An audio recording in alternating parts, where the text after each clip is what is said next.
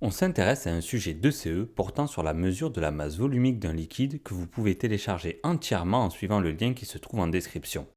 Nous allons traiter la première partie du sujet dont le but est de distinguer les liquides contenus dans deux flacons grâce à leur masse volumique.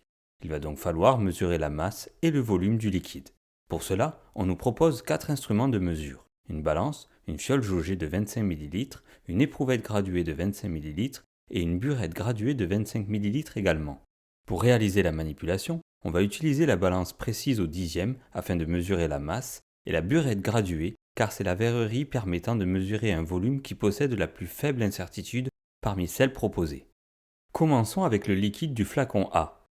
Déposez un Erlenmeyer ou un Becher sur une balance, puis appuyez sur Tar pour mettre la balance à 0. Placez le tout sous la burette graduée préalablement rincée avec le liquide étudié.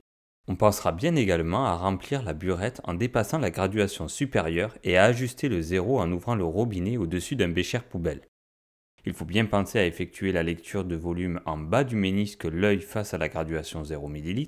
Versez le liquide jusqu'à la graduation 25 ml dans l'Erlenmeyer, toujours en plaçant bien l'œil au niveau du bas du ménisque pour une mesure optimale. Lire la masse sur la balance et la noter. Calculer la valeur de la masse volumique en appliquant la formule suivante: la masse volumique notée ρ égale m sur v. On passe à la suite du TP et maintenant qu'on a fait la manipulation, on passe au calcul.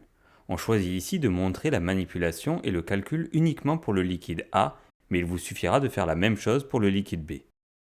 Pour la solution A, on mesure dans notre exemple une masse de 20,7 g pour un volume de 25,0 ml.